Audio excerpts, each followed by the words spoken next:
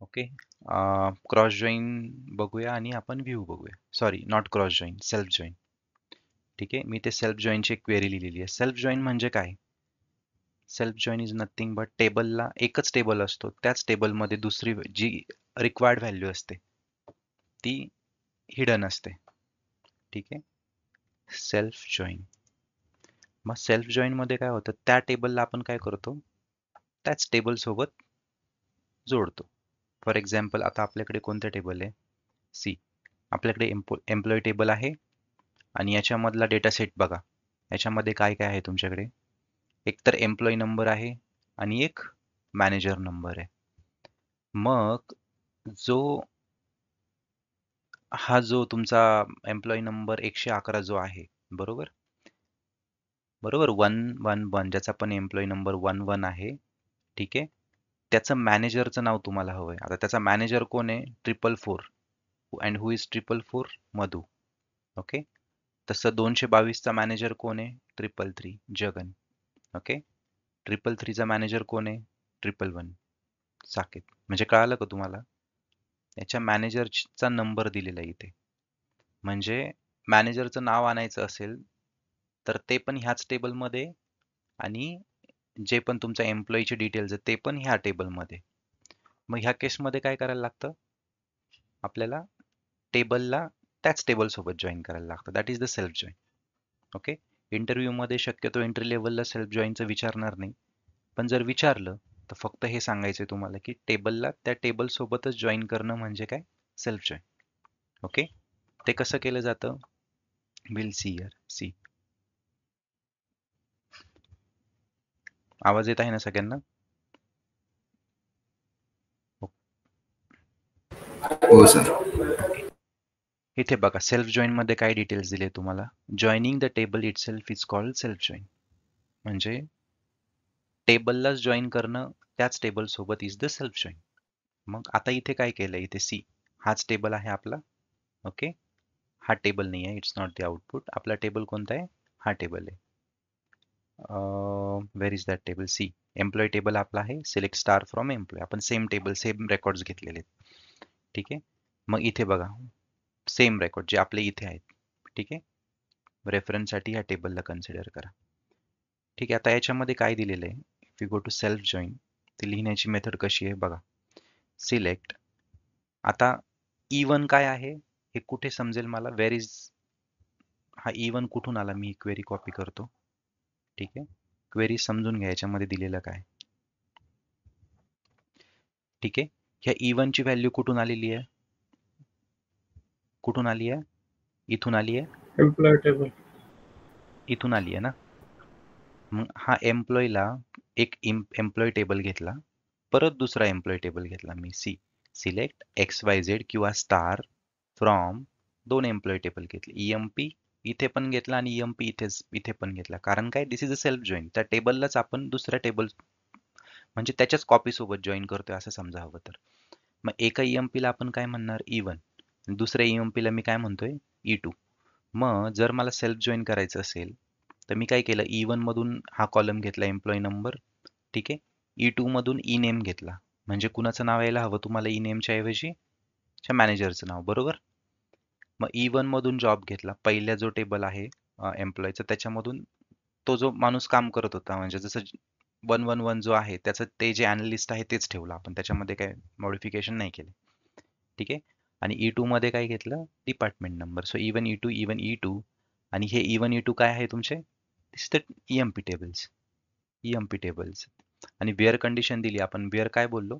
Employ टेबलचं म्हणजे पहिल्या टेबलचा EMP नंबर आणि दुसऱ्या टेबलचा, म्हणजे पहिला आणि दुसरा म्हणजे because both are EMP only. Okay. E1 चा employee number should match with E2 चा manager number. C.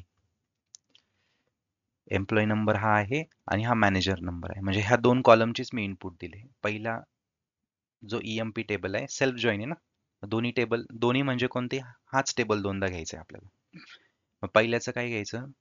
EMP number. आणि दुसऱ्याचं काय घ्यायचं? मॅनेजर. तेच घेतलंय. पहिल्याचा EMP नंबर, दुसऱ्याचा मॅनेजर. याला आपल्याला जॉईन करायचं. मग जर हे जॉईन केलं, काय आलं तुमचं आउटपुट? जो पण तुमचा एम्प्लॉई असेल त्याच्या समोर त्याचा मॅनेजरचं नाव आलेलं आहे. ओके. मग एक सेल्फ जॉईन म्हणजे काय असतं हे पण लक्षात ठेवा. थोडक्यात तुम्हाला फक्त एवढं सांगायचं, joining a table it self is known as a self join. लक्षात आलं? सेल्फ जॉईन मध्ये काही नाही आहे. EMP टेबल आहे, तोच EMP टेबल आपण इथे घेतलेला आहे. E1 E2 दिलेला आहे आणि वेअर कंडिशन घेतली. ठीक आहे, लक्षात आलं का? आता आपण जे जॉईन्स बघितले याच्यामध्ये कोणते कोणते बघितले? इक्वी जॉईन्स होते. इक्वी जॉईन समजले सगळ्यांना? कोणतं ऑपरेटर आपण यूज करतो? Equals to. आणि काय यूज करतो? वेअर कंडिशन यूज करतो. ऑन नाही वापरत त्याच्यामध्ये, मी ते लिहितो वेअर. ओके. नॉन इक्वी मध्ये काय होतं?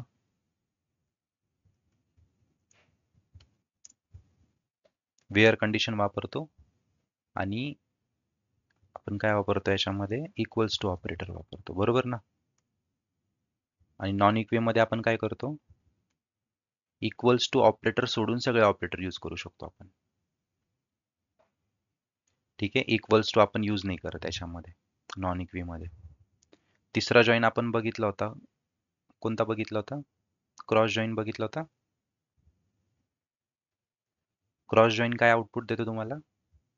Cross product of table. Okay. जर मी असं लिहिलं, क्रॉस जॉईन आपण कसं लिहितो? सिलेक्ट स्टार फ्रॉम, किंवा इथे फील्डची नावं घेऊ शकतात तुम्ही, EMP, डिपार्टमेंट. ठीक आहे, असं केलं तरी तुम्हाला क्रॉस जॉईनच आउटपुटला येणार. आणि असं जर केलं EMP क्रॉस जॉईन डिपार्टमेंट, तरीही तुम्हाला क्रॉस जॉईनच आउटपुटला येणार.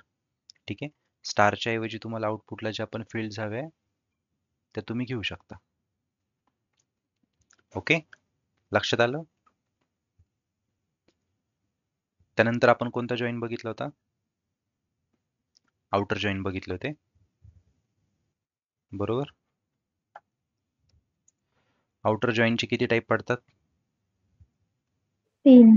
Left left outer out, join. Left right. Okay. Full. दुसरा आहे full outer join. Sir equi join आणि नॉन इक्वी जॉईनचं एक्झाम्पल कसं करून दाखवा ना सर. ठीक आहे, फुल आउटर जॉईन आणि तिसरं कोणतं होतं? Right outer join.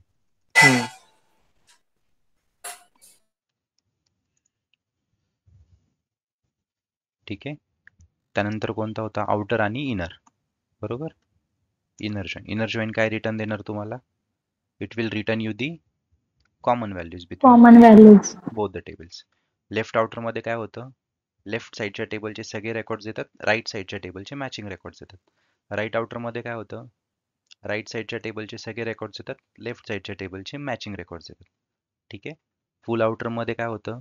Left side आणि राईट साईड या दोन्ही टेबल मधले मॅचिंग रेकॉर्ड्स मिळतात आणि त्या टेबल मधले अनमॅच रेकॉर्ड जे पण असतील तेही तुम्हाला मिळणार.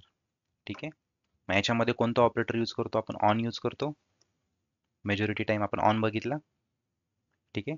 Select field name from EMP left outer join. ठीक आहे, डिपार्टमेंट. आणि काय करतो आपण? ऑन यूज करतो ना. ऑन यूज करून काय देतो? कंडिशन देतो. मग त्यात कंडिशन मध्ये काय देतो? कोणता कॉलम मॅच झाला पाहिजे, मॅच कोणत्या कॉलमच्या बेसिसवरती मॅच झालं पाहिजे. आपण ऑन यूज करतो. ठीक आहे. नंतर आपण क्रॉस जॉईन बघितला होता, तो झाला सेल्फ जॉईन बघितला आपण. ठीक आहे. आणि एक नॅचरल जॉईन बघितला. नॅचरल जॉईन मध्ये तुम्हाला कोणत्या कॉलमवरती जॉईन करायचे स्पेसिफाय नाही करायला लागत. जे पण ओरॅकल असेल ते त्याची सिस्टम बाय डिफॉल्ट जो पण तुमचा कॉमन कॉलम आहे तो घेऊन टाकते. ठीक आहे. तर हे सगळे जॉईन आपण बघितलेले. ओके. इक्वी जॉईन मध्ये काय होतं? सी, आपण बघूया इक्वी जॉईन पर्यंत. इक्वी जॉईन मध्ये काय आहे? हे दोन टेबल आहे. सी, इक्वी जॉईन जर विचारलं तर काय सांगायचं? A join which contains an equal to operator in the join condition is known as equi joins. ठीक आहे. म्हणजे ज्याच्यामध्ये पण इक्वल टू ऑपरेटर असतो, पण इक्वल टू ऑपरेटर तुमचं कुठे कुठे? इक्वी जॉईन मध्ये तुम्ही घेतात तसं तुम्ही ऑन कंडिशन ज्यावेळेस घेतात लेफ्ट आउटर मध्ये त्याच्यामध्ये पण इक्वल टू घेऊ शकतात. पण इथे काय दिलेलं आहे? This is your where. Okay, just a minute guys. Okay, इथे कोणतं ऑपरेटर यूज केलेलं आहे? वेअर. ओके. इथे आणखीन दुसऱ्या मेथडनी पण दिलेलं आहे. सी, युजिंग क्लॉज असेल, ऑन क्लॉज असेल, त्यांनी पण घेऊ शकतो आपण. ठीक आहे. मग मग ह्यांच्यामधला डिफरन्स हा इक्वी जॉईन असेल आणि नॉन इक्वी जॉईन असेल. याच्यामध्ये काय डिफरन्स आहे? याच्यामध्ये इक्वल टू च्या ऐवजी दुसरं कोणतं ऑपरेटर यूज केलं जातं नॉन इक्वी जॉईंट मध्ये.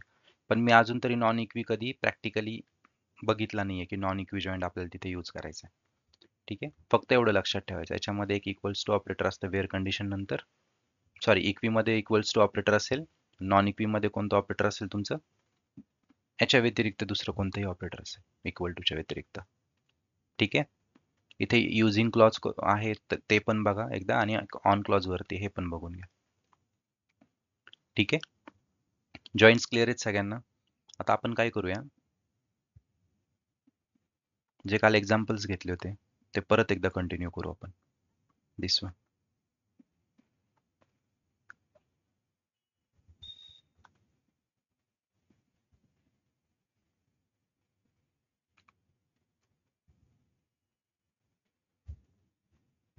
ठीक आहे, आता मला सांगा,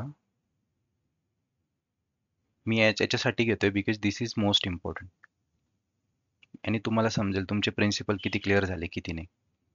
जर आता मी याच्यामध्ये let me take value as A, leave it, let me take as value as 1 2 2 3 okay, आणि बी टेबलमध्ये व्हॅल्यू काय घेतोय मी 1 1 4. ओके, आता मला सांगा तुम्ही याचा इनर जॉईंट काय असणार. 1 1 1 1 1 1 1 1. 1 1. किती वेळेस 1 असणार, म्हणजे दोन दोन वेळेस 4 वेळेस एकूण. ओके, असं 2 एकदा वेळेस. 2 रोज. ओके, हा म्हणजे 2 रोज म्हणजे कंपॅरिझन कसं होईल, हा 1 ह्या 1 सोबत कम्पेअर होणार, मॅच भेटला इथे घेतला हा 1, परत हा 1 ह्या 1 सोबत कम्पेअर होणार, मॅच भेटला इथे घेतला. नल ला नल कम्पेअर होईल का, नाही. लक्षात ठेवायचं, one null is never equals to other null. Okay, मग राईट आउटर जॉईंट मध्ये काय असतं आपलं बेसिकली, राईटचे सगळे लेफ्ट मधले मॅच होतात ते. हा, मग आता राईट टेबल कोणतं आहे आपला, बी ला राईट ए. टेबल कन्सिडर करा. सॉरी. मग आता याच्यात तुमच्या कॉमन व्हॅल्यू जे आहेत ते येणार मॅचिंग रेकॉर्ड्स. कोणते आहेत मॅचिंग रेकॉर्ड्स, 1 1 1 1. ओके, आणि राईट मधले सगळे हवे मला, मग 4 असणार आणि नल असणार. 4 ला मॅचिंग आहे का इकडे, नाही. मग काय असणार, 4 कॉमा 4 कॉमा नल असणार की नल कॉमा 4 असणार, नल कॉमा 4. 4 कॉमन ना. नाही नल कॉमा 4. Null comma 4. आपण असं घेतोय ना 1 1 1 1, मग याला मॅच नाही आहे ना लेफ्ट साईडला. Left see right outer joint आहे, राईटचा तर व्हॅल्यू आहे माझ्याकडे 4. ओके, ही व्हॅल्यू नाही आहे. आता तुम्ही कोणता कॉलम आधी घेता, कोणता सिलेक्ट मध्ये, जर बी आधी घेतलं तर तुम्हाला 4 नल भेटेल, नाही तर नल 4 भेटेल ए आधी घेतलं तर. बट याच्यामध्ये जसं दिसतंय, तुम्ही बी ला जर नंतर घेतलं तर नल 4 मिळेल. ठीक आहे, आणि ह्या नलला मॅचिंग व्हॅल्यू आहे का इकडे, ओके. मग जर ह्या नलला मॅचिंग व्हॅल्यू नाहीये, पण मग मला हा नल तर घ्यायला लागेल का, हो. कारण मला इकडचे सगळे घ्यायचे, मग सगळे घ्यायचे मग त्याच्यामध्ये नलही घ्यायला लागेल. घ्यावं मग ह्या लागेल. नलला हा नल मॅच नाही होतात, मग हा नल तर मी घेतोय, पण आपण जसं मॅच नाही भेटल्यानंतर काय घेतो, एक नल घेतो, तो आपण नलच इथे घेतो. घेऊ. ओके, आता लेफ्ट आउटर मध्ये काय होणार, लेफ्ट साइडच्या टेबलचे सगळे रेकॉर्ड्स भेटणार तुम्हाला. विचार, 1 2 2 3. ओके, पहिल्यांदा मॅचिंग रेकॉर्ड्स घेऊया आपण. 1 1 1 कॉमा 1. हे दोन्ही येणार. ओके, त्यानंतर कसं येणार, 2 सोबत नल. इथे 2दा 2 आहे, पण याला इकडे मॅच आहे का, नाहीये, मग 2 सोबत नल येणार. अजून काय येणार, परत 2 सोबत नल. बरोबर, 2दा 2 आहे. 3 ला मॅच आहे 3 का, सोबत नल. 3 सोबत आहे तुमचा नल. ओके, आणि आणि ह्या नल सोबत नल. नल सोबत पण null. Okay, full outer joint मध्ये काय येणार, मॅचिंग रेकॉर्ड्स. सगळेच आरोजे एलोजे सगळेच हे तुमचे मॅचिंग रेकॉर्ड झाले. ठीक आहे, मग आता पहिल्यांदा आपण बघू की लेफ्ट साईडच्या टेबलमध्ये असे कोणते रेकॉर्ड आहेत ते राईट साईडच्या टेबलमध्ये नाहीये. मग आपण हे बघूया, 2 ला मॅच आहे का? नाही. मग आपण 2 नल घेऊया. ठीक आहे. परत ह्या 2 ला इकडे मॅच आहे का? नाही. मग परत 2 नल घेऊया. 3 ला मॅच आहे का इकडे? नाही. मग आपण परत काय करूया, 3 नल घेऊया. आणि ह्या नलला इकडे मॅच आहे का? नाही. मग हे नल नल घेऊया. ठीक आहे. आता इकडे बघा, आता इकडनं असे रेकॉर्ड शोधा जे इकडे नाही आहेत. 4 ला मॅच आहे का इकडे? नाही. मग तुमचं काय असेल? नल 4 असं असेल. आणि हे काय आहे? या नललाही मॅच नाही आहे. नल आलेत सगळे रेकॉर्ड्स. समजलं जॉईन कसे परफॉर्म होतात. हो. 2 टेबलला ज्यावेळेस आपल्याला जोडायचं असेल हॉरिझॉन्टली, त्यावेळेस आपण काय करतो, जॉईन परफॉर्म करतो. हे आणि हे बाकी जॉईनचे होते टाईप सगळे. ठीक आहे. समजलं सगळ्यांना? हो सर. सगळ्यांना समजलं? हो. हो सर. हो sir. Mayur, Ganesh, yes sir. Practice करा व्यवस्थित. Yes sir. Yes sir. Important आहे. आता आपण पुढे जाऊया. आपल्याला बघायचंय व्ह्यू. आता तुमच्या लक्षात आलं असेल, ज्यावेळेस पण मी एखादं टेबल असं टेबलचं नाव टाकतो, select star from, okay, select star from employ. मी ज्यावेळेस ह्या टेबलचं नाव टाकतो, माझ्याकडे टेबल जर असेल तर तुम्हाला आउटपुटला रिझल्ट मिळेल. ठीक आहे. टेबल जर नसेल तर काय मिळतं? ड्रॉप जर मी याला केलं तर काय आलं? Employee table drop. आता ज्यावेळेस एखादा टेबल तुमच्या डेटाबेसमध्ये नाहीच आहे आणि मग एक्झिक्यूट केलं तर एरर काय येतोय? टेबल ऑर व्ह्यू काय होतंय? Does not exist. म्हणजे काय? हा टेबल आहे का आपल्याकडे? हा टेबल आहे का आपल्याकडे आता? नाही. नाही. तो एक्झिस्ट करत नाही. तो अस्तित्वात नाही असं त्यांचं म्हणणं आहे. पण तुम्ही जर इथे बघितलं तर काय लिहिलंय? Table or view. म्हणजे टेबल तर नाहीये आणि व्ह्यू पण नाहीये. म्हणजे एकतर टेबल नाहीये किंवा व्ह्यू पण नाहीये. मग व्ह्यू असं इथे व्ह्यू हा वर्ड काय येतो? मग हे व्ह्यू काय असतात? आपण टेबल तर बघितलं काय असतात. ठीक आहे. तसे हे व्ह्यू काय असतात हे आपण बघणार आहे आता. ठीक आहे. आता व्ह्यू जर बघायचे असतील आपल्याला, व्ह्यूज, ओके. आता एक अशी कंडिशन इमॅजिन करा, माझ्याकडे एक टेबल आहे. ओके. फॉर एक्झाम्पल माझ्याकडे कोणता टेबल आहे? सिलेक्ट स्टार फ्रॉम, हा टेबल आहे का माझ्याकडे? ओके. माझ्याकडे कोणता टेबल आहे? हा टेबल आहे. ठीक आहे. आता माझा एक क्लायंट आहे. ओके. मला क्लायंटला ह्या टेबलमधली सगळी माहिती दाखवायची नाही. काय करायचंय? मला क्लायंटला ह्या टेबलमधली सगळी माहिती दाखवायची नाही. मला त्याला कोणते स्टुडंट्स दाखवायचे? ज्यांचं डिपार्टमेंट फक्त किंवा ज्यांचे मार्क्स 80 पेक्षा जास्त आहे असेच लोक मला दाखवायचे. ठीक आहे. मला काय दाखवायचंय? ज्यांचे मार्क्स 80 पेक्षा जास्त आहे असंच दाखवायचंय. पण हा टेबल जो आहे हा डेली अपडेट होत राहील. याच्यामध्ये रेकॉर्ड येत राहतील, जात राहतील. मग मी रोज रोज त्याला तेच काम करणार का? की बाबा आज हे रेकॉर्ड आहे, हे कॉपी करा कुठेतरी, मग त्याला द्या. हेडेक होऊन जाईल ना. मग त्याच्यासाठी काय होतं? त्याच्यासाठी काय झालं? व्ह्यू पिक्चर मध्ये आले. व्ह्यू काय असतात? Views are nothing but logical representation of table. ज्यावेळेस तुम्हाला इंटरव्ह्यूअर विचारल ते व्ह्यूज काय आहेत, तुम्हाला त्याला साधं सांगायचंय की पाठ केलेलं उत्तर हवं असं म्हणावं तर की तुम्हाला त्याला सांगायचंय views is nothing but it is a logical representation of table. Okay. मग ते काय असतं लॉजिकल रिप्रेझेंटेशन ते आपण बघूया आता. ठीक आहे. View see, view is a database object that is a logical representation of a table. म्हणजे काय? लॉजिकल रिप्रेझेंटेशन म्हणजे काय बघूया. It is delivered from a table but has no storage. म्हणजे काय केलं? तर व्ह्यू माहिती कुठून काढणार? तुम्हाला व्ह्यू जर एखादा घेतला मी तर तो माहिती कुठून घेणार? मेन टेबल मधूनच घेणार. एखादा व्ह्यू जर तयार केला बॅकएंडला तो त्या टेबलमधूनच माहिती आणणार. ठीक आहे, पण त्याचा काही वेगळं स्टोरेज नसतं. जर मी आता एखादा व्ह्यू क्रिएट केला इथे, फॉर एक्झाम्पल आता मला माझ्या क्लायंटला अशी माहिती द्यायची आहे की ज्यांचे मार्क्स 80 पेक्षा जास्त आहेत. बाकीचे हे जे 65 आहे 62 आहे हे मला दाखवायचे नाही आहे क्लायंटला. मग मी काय करल, अशा वेळेस मी काय करल, मी एक असा व्ह्यू बनवतो. ठीक आहे, व्ह्यू म्हणजे काय, लॉजिकल रिप्रेझेंटेशन. तो माहिती कुठून घेईल, ह्याच टेबलमधून घेईल. कसं बनवतो बघा. ठीक आहे, मी आधी काय करतो, सिलेक्ट स्टार फ्रॉम, आपला टेबल कोणता आहे, STU, वेअर, एकदम सिंपल क्वेरी टाकतो, where marks are greater than 80. ठीक आहे, हे आलं, मार्क्स आर ग्रेटर दॅन 80. पण मला याला काय करायचंय, व्ह्यू बनवायचंय. मग मी काय करतो, create view.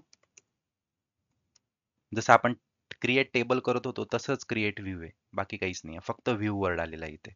Create view marks greater than 80 हे नाव आहे. जसं टेबलचं नाव होतं तसं हे कसलं नाव आहे, व्ह्यूचं नाव आहे. मग हा काय तयार होईल, एक व्ह्यू तयार होईल. Create view marks underscore 80. जसं आपलं होतं create table EMP as select star from this. मग मी काय केलं, create view marks 80 as select star from student where marks are greater than 80. म्हणजे ज्यावेळेस मी हा व्ह्यू तयार करल, see view marks underscore 80 created. मग ज्यावेळेस मी याला सिलेक्ट स्टार फ्रॉम हे करल, मार्क्स अंडरस्कोर 80, त्यावेळेला तो काय करेल, select star from marks underscore 80. आता ज्या वेळेला मी ही क्वेरी रन करल, सॉरी हे याला कॉल करल, मार्क्स अंडरस्कोर 80 ह्या व्ह्यूला बोलवल मी, त्यावेळेस तो मला काय देईल, ह्या टेबलमध्ये जाईल. ठीक आहे, ह्या टेबलमधून ज्यांचे मार्क्स 80 पेक्षा जास्त आहे त्या सगळ्यांना मला काय करेल, तो आउटपुटला घेऊन येईल. लक्षात आलं, एक व्ह्यू तयार झाला. पण आता मी क्लायंटला याचा ऍक्सेस दिला. ठीक आहे, क्लायंट रोज याच्यामध्ये जाणार, select star from marks underscore 80 बघणार, त्याच्या समोर येणार, अरे हा ठीक आहे, यांचे सगळ्यांचे मार्क्स 80 पेक्षा जास्त असणारे रेकॉर्ड माझ्याकडे आहे. पण जर उद्या माझ्या मेन टेबलमध्ये काही चेंजेस झाले, ठीक आहे, सिलेक्ट मेन टेबल कोणता आहे माझा, स्टू. ओके, मग याच्यामध्ये जर काही रेकॉर्ड ऍड झाले, ठीक आहे, फॉर एक्झाम्पल आता जर याच्यात मला 80 पेक्षा जास्त मार्काचे रेकॉर्ड ऍड झाले, ते आपण बघूया कसं करणार. इन्सर्ट इनटू टेबल, कोणता आहे आपला, इन्सर्ट इनटू स्टू, व्हॅल्यूज, कोणत्या व्हॅल्यूज आहे आपल्याकडे, फॉर एक्झाम्पल 12 नंबरचा ऍड झाला उद्या. ठीक आहे, ज्याचं नाव काय आहे, जेसन. ठीक आहे, त्याचा ईमेल ID काय आहे, jason@gmail.com. हे ठीक आहे, ही रो पूर्ण ऍड करतो मी. आणि त्याला मार्क्स किती आहे, 98. ठीक आहे, आणि ज्याचं डिपार्टमेंट काय आहे, सायन्स. मग सगळे व्हॅल्यूज केलेत का मी insert, 12 Jason, email ID, marks, science, insert into stu values. ठीक आहे, आता याला एक्झिक्यूट करतो मी. ठीक आहे, 1 रो इन्सर्टेड. ओके, आता ज्यावेळेस मी हे मार्क्स अंडरस्कोर 80 कॉल करल, आता मी तर काही चेंजेस नाही केले ह्या व्ह्यूज मध्ये. ठीक आहे, मी ज्या वेळेला हा व्ह्यू कॉल करेल तो डेटा कुठून घेईन, ह्या टेबलमधून घेईन. मग ह्या टेबलमध्ये हे रेकॉर्ड यायला पाहिजे आपल्याला आता व्ह्यूज असेल तर, कारण टेबलमध्ये जे पण चेंजेस झाले ते तुमच्या व्ह्यू मध्ये सुद्धा चेंजेस होणार, because it is a simple view. आपण साधा व्ह्यू केलाय. सी जेसनचं रेकॉर्ड आलं का, लक्षात आलं का, मला काय तुम्हाला सांगायचंय.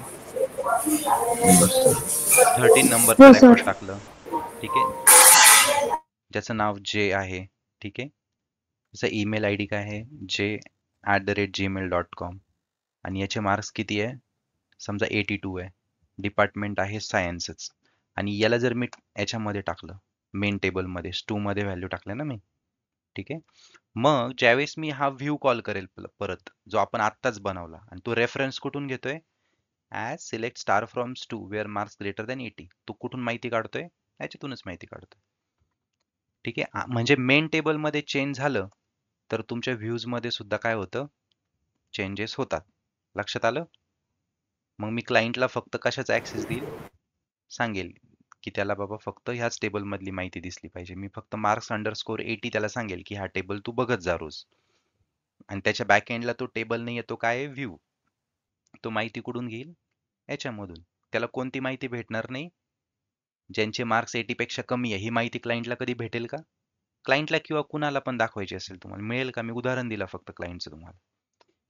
ठीक आहे, नाही. तो फक्त एवढेच बघू शकेल, दुसरं त्याला बघता येणार नाही. मग त्याच्यामध्ये काय आलं, तुमची डेटा सिक्युरिटी वाढली. बरोबर. आता आपण व्ह्यूचे काही टाईप पडतात. ठीक आहे, आपण पहिला टाईप ऑलरेडी बघितलाय, it is a simple view. हा सिम्पल व्ह्यू आहे. याच्यामध्ये काय होतं, आपण एकाच टेबल पासून व्ह्यू बनवतो. सी, आपण एकच टेबल यूज केला, STU. ओके, आणि सी, एक तर सिम्पल व्ह्यू आहे तुमचे, दुसरा आहे कॉम्प्लेक्स व्ह्यू, आणि तिसरा आहे मटेरियलाइज्ड व्ह्यू. ठीक आहे, मग सिम्पल व्ह्यू मध्ये काय होतं, आपण जो व्ह्यू बनवतो तो एकाच टेबल पासून बनवतो. ओके, बर. आता आणखी दुसरी गोष्ट, व्ह्यूने डेटा होल्ड केलाय का? काही डेटा त्या व्ह्यू मध्ये, जसं टेबल क्रिएट करतो आपण त्यावेळेस त्याच्यामध्ये डेटा असतो, पण व्ह्यू डेटा होल्ड करतो का? ह्या केसमध्ये जर आपला सिम्पल व्ह्यू असेल तर तो डेटा होल्ड करेल का? नाही, त्याच्यात काहीच डेटा नाही. तो कुठून घेतोय माहिती? स्टुडंट मधून घेतोय. ऑलरेडी टेबल एक्झिस्टिंग आहे आपल्याकडे, त्या टेबल मध्ये जातोय, तिथून माहिती काढतोय आणि आपल्याला रिप्रेझेंट करतोय समोर. बरोबर, त्यांनी त्याच्यामध्ये काही डेटा नाहीये व्ह्यू मध्ये. ठीक आहे, सिम्पल व्ह्यू आणि कॉम्प्लेक्स व्ह्यू यांच्यामध्ये डिफरन्स हाच आहे की सिम्पल व्ह्यू मध्ये एकच टेबल यूज होतो आणि कॉम्प्लेक्स व्ह्यू मध्ये काय होतं, एक पेक्षा जास्त टेबल यूज होतात. म्हणजे जर आपण आता एक पेक्षा जास्त टेबल आपण कधी यूज केले, जॉईनच्या वेळेला. बरोबर.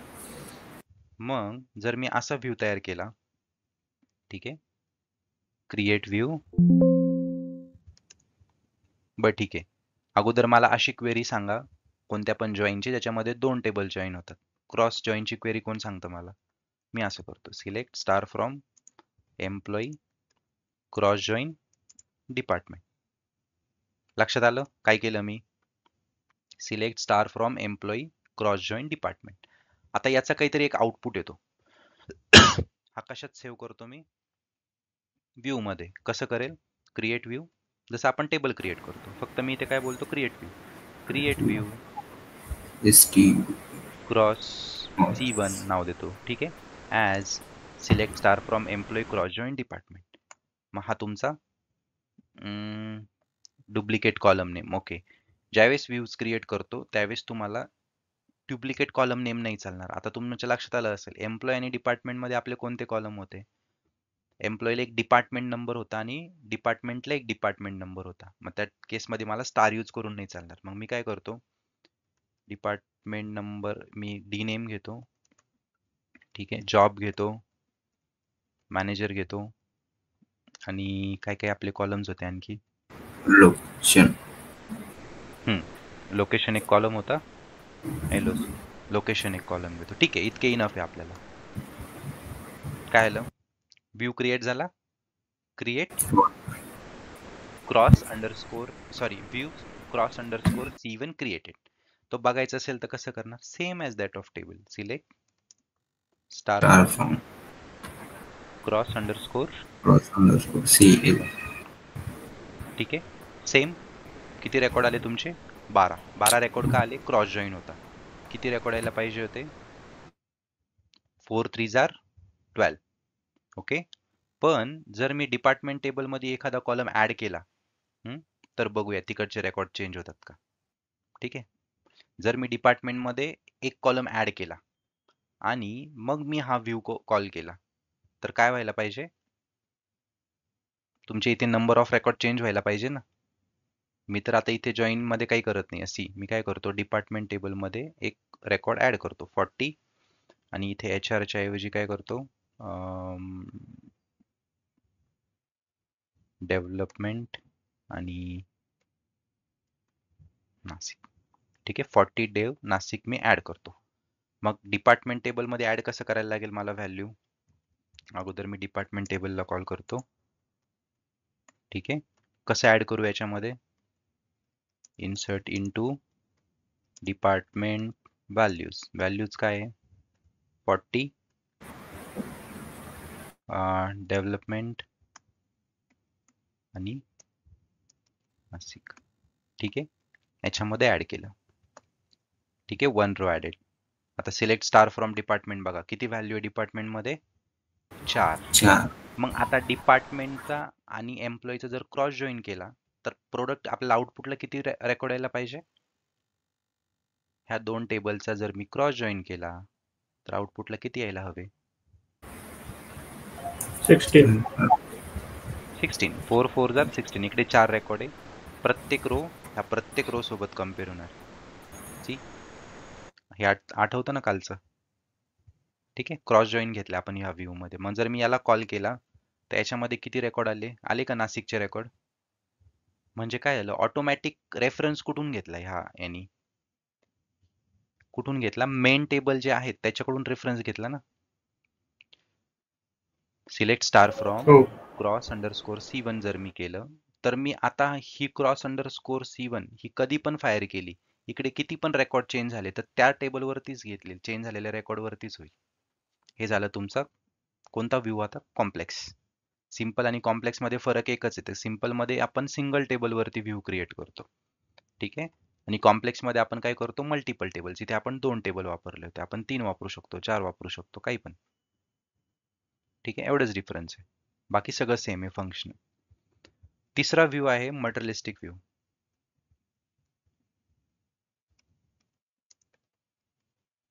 मटेरियलिस्टिक व्ह्यूज याच्यामध्ये काय होतं, एखाद्या क्वेरीचा आउटपुट तुम्हाला मिळतो, पण तो जो आता जर समजा एखादा व्ह्यू क्रिएट केला मी, okay, create materialistic view XYZ, okay, तो एकदा व्ह्यू क्रिएट झाला आणि त्या व्ह्यूनं एखाद्या टेबलमधून रेफरन्स घेतला, ओके, व्ह्यू क्रिएट केला, त्यानंतर आपण बेस टेबल चेंज केला तरी पण त्या व्ह्यूची व्हॅल्यू चेंज होते का, नाही. फक्त एवढा फरक आहे, लक्षात घ्या मी काय सांगतोय. आपण काय केलं सुरुवातीला, आपण एक व्ह्यू तयार केला, सिंपल व्ह्यू एका टेबलवरती, बरोबर. त्याच्यामध्ये आपण काय केलं, त्या टेबलमध्ये जाऊन काहीतरी व्हॅल्यू वाढवल्या, बरोबर. मग ते व्हॅल्यू वाढवल्यानंतर बेस टेबलमधून रेफरन्स घेतला होता, मग इथे व्ह्यू मध्ये सुद्धा त्या व्हॅल्यू वाढवलेल्या दिसल्या तुम्हाला. ठीक आहे, दुसऱ्या केसमध्ये आपण काय केलं, कॉम्प्लेक्स व्ह्यू बनवला. कॉम्प्लेक्स व्ह्यू म्हणजे काय, ज्याच्यामध्ये 2 किंवा जास्त टेबल यूज होतात. ठीक आहे, त्या केसमध्ये पण आपण काय केलं, पहिल्यांदा बघितलं आपल्याला 12 रेकॉर्ड आलेले. मग आपण इथे गेलो, एक रो ऍड केली, मग फक्त तो व्ह्यू रन केला. मग इथे बेस टेबलमध्ये चेंजेस झाले तरी पण तुमचे काय झालं, इथे व्ह्यू मध्ये चेंजेस झाले, बरोबर. पण ज्यावेळेस तुम्ही मटेरियलिस्टिक व्ह्यू बनवता त्यावेळेस तुम्ही इथे किती पण चेंजेस करा, व्ह्यू बनवताना जे तुमचे रिझल्ट होता का तोच तुमचा लास्ट पर्यंत राहणार. म्हणजे बेस टेबल मध्ये जे पण चेंजेस झाले ते इकडे रिफ्लेक्ट होणार नाही. ठीक आहे, कसं ते दाखवतो, क्रिएट. ठीक आहे, आता आपल्याकडे याच्यामध्ये किती रेकॉर्ड्स आहेत, 4 आहेत, बरोबर. मी सेम बनवतो, फक्त व्ह्यू बनवताना मला काय वर्ड यूज करायला लागतो, materialized view, materialistic view, materialized view. Instead of using this LIZED, materialized view. ठीक आहे, सी. आता मी काय करतो, जर मला एखादा व्ह्यू बनवायचा असेल, अगोदर माझ्या डिपार्टमेंट टेबल आणि दुसरा टेबल कोणता आहे, select star from EMP.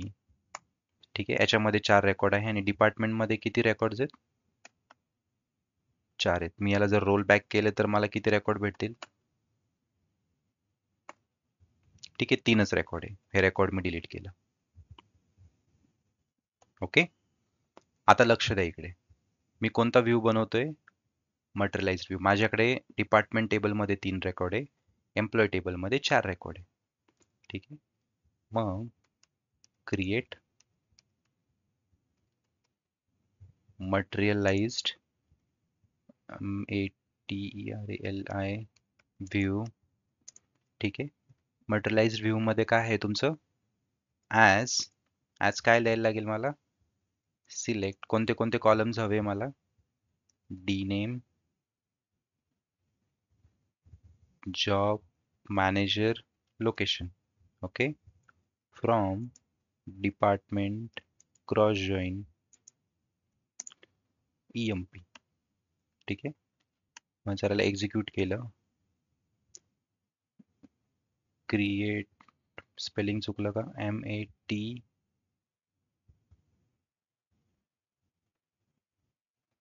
MATERALIZED.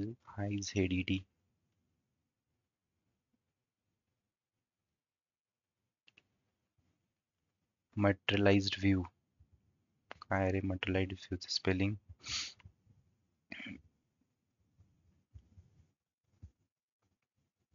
RIA. MATERA.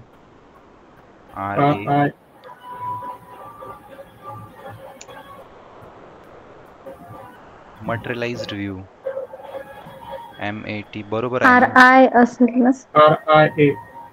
RI. Okay RI आहे, ठीक आहे. C materialised. ओके. MATERIALIZED. ठीक आहे. फक्त ज्यावेळेस मी व्ह्यू बनवतो ना त्यावेळेस मला काय सांगायला लागतं? Materialised view. ओके. मग ज्यावेळेस मी मटेरियलाइज्ड व्ह्यू बनवतो, हा माझा व्ह्यू बनेल. ठीक आहे. व्ह्यूचं नाव द्यायचं राहिलं, मी देतो V2. ठीक आहे. सी V2 क्रिएट झाला. मला बघायचं असेल तर कसं बघेल? Select star from V2. Okay. किती रेकॉर्ड्स आहेत?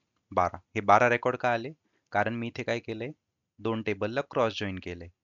मग डिपार्टमेंटमध्ये होते 4 रेकॉर्ड, एम्प्लॉईमध्ये होते 3 रेकॉर्ड. 4 3 12. ओके.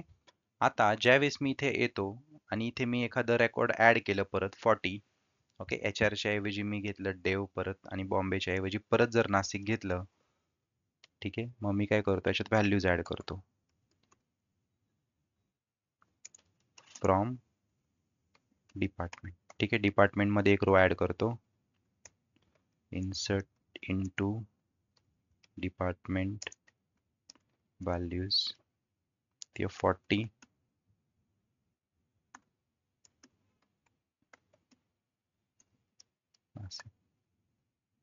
ठीक आहे. ऍड केली, 1 रो इन्सर्टेड.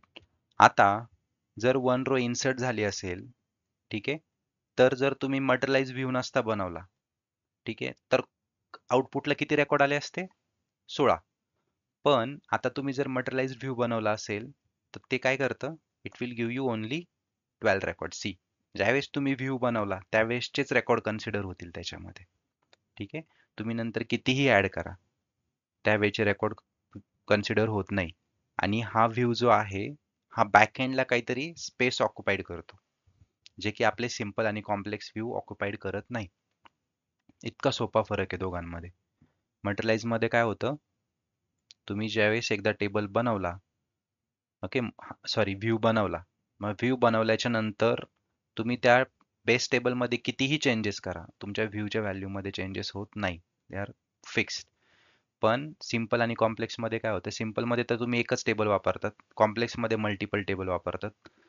पण तुम्ही जर बेस टेबल मध्ये व्हॅल्यू चेंज केल्या तर त्या इकडेही चेंज होतात. आता तुम्ही इथे जर एखादा सिंपल टेबल जरी घेतला, म्हणजे मटेरियलाइजला असं नाही की 2च हे पाहिजे तुम्हाला, एका टेबलवरती तुम्ही करू शकता.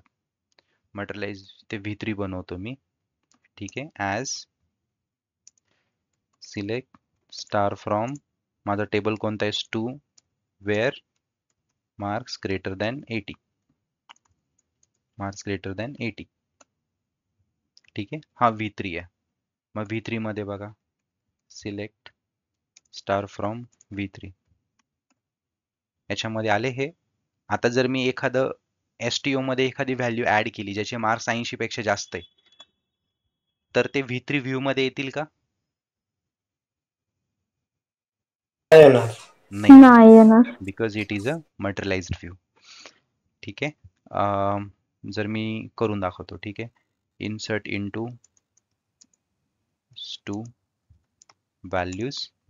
कोणत्या व्हॅल्यूज आहे तुमच्या? 14 घेतो मी.